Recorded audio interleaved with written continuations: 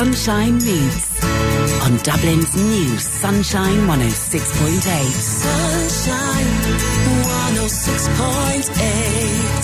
Sunshine 106.8. Welcome back. We're in the second hour of Sunshine Meets with my special guest, Dr. Patrick Treacy. Before the news, we listened to Nessun Dorma by Pavarotti.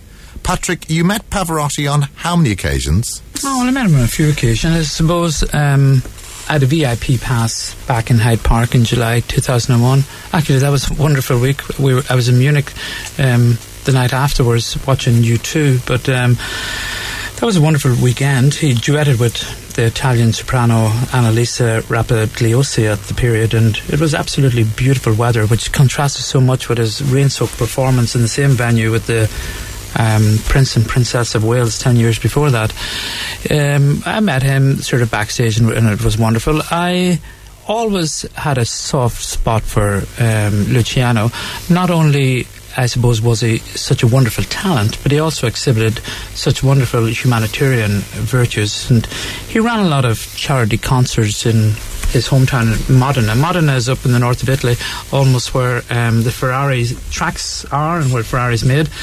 And as you know, he sort of duetted with Andrea Bocelli, Bryan Adams, Bono, James Brown when he was alive, Eric Clapton, John Bon Jovi, all those wonderful people. And in a later period when he did War Child, of course, for the children of Bosnia, Guatemala, Kosovo, Iraq, and he also had built the Pavarotti Music Centre in Mostar. A lot of people forget the wonderful humanitarian aspect and so much of his good work. And actually in Mostar, remember where they built the big bridge? They made him an honorary citizen back in 2006. He had pancreatic cancer then, and he died, I suppose, a few months later. And what sort of aura did the man have? He's a big man. Was his aura? He was a funny guy, you know, sort of. He was one of those guys that sort of, you know, would pull out his trousers. There would be a space there, and every turn and say, you're losing weight, you know.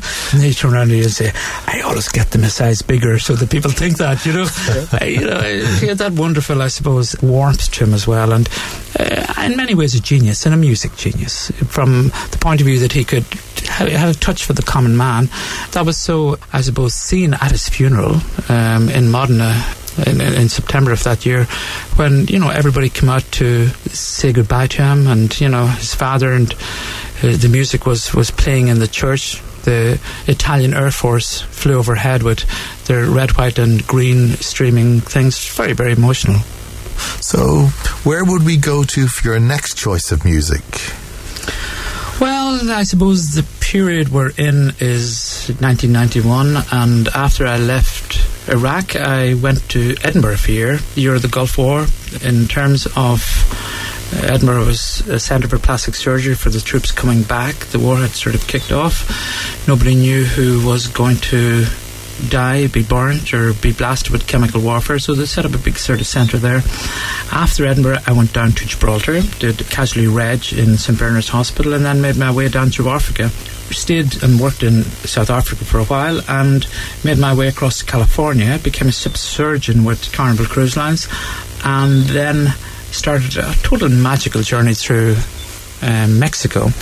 Our ship came in at Puerto Vallarta, at Cabo San Lucas, and at Mazatlan, and made my way across Mexico, and picked up the ships again in Miami, worked in the Caribbean. I must say I absolutely love the Caribbean, particularly the islands of Jamaica. Haiti was only up the road about 120 miles. I hadn't visited that period, but almost the same type of, I suppose, background in those islands as Hispaniola. If you can imagine, in 1492, when Christopher Columbus arrived, the Arawak Indians, you know, sort of populated these islands with an absolutely high standard of life and culture, and the Spanish certainly weren't very appropriate to them in the period, but in a later period the slaves came.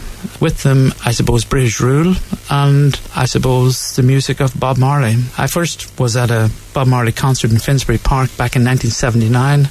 Bob died 2 years later, March 1981, of, above all things, a malignant melanoma, the sort of cancer that I spend my life treating now. I went to Bob's grave. His mother was living in Miami in that period. When I was at his grave, met some of his friends from the 9 miles in the parish of St. Anne's, and sat on the same stone where he had written Three Little Birds. I suppose in some ways, like the music of Africa, it gets into your soul, the music of Jamaica gets into your soul as well. So the song that I'd like to play would bring back memories to me of that period is certainly Jammin by Bob Marley. I have to also say, I saw one of your YouTube videos when you went down to Bob Marley's dwellings, and I was very interested at the time. You picked up a taxi and you said that there was 2 types of taxis in Jamaica, one with the red signs and one that was helping the locals. And when you got into the taxi, it seemed that the taxi driver was should we say full of marijuana, and the doors were falling off. Were you not scared driving along the roads and the coast? Right back to where I started. Well, there's no doubt about it. Yes, I've been very lucky that I've been able to record most of, I suppose, my life, my adventures, my memories, and I've converted them into different videos. And I suppose between one thing and another, between my television interviews, between my travels, there's as many as 700 YouTube videos up there on me. And they're brilliant, Patrick. Well, thank you. Absolutely superb. Some of them have up to 500,000 viewers. You know, I did one on Cameron in New York. I did one on Nelson Mandela's 90th birthday party, and I think it has got about 650,000 viewers. I think accumulatively my videos have got about 7 million views. Well, I can certainly recommend the taxi drive with the Jamaican marijuana and the doors falling off. Well, it's funny as well because I have a big Facebook following, and a lot of them probably come as a consequence of particularly probably Michael Jackson. And when I had said that I was going to do this radio interview with yourself, I mean, the Facebook page lit up, and I suppose I should mention 1 or 2 people from memories that have come on.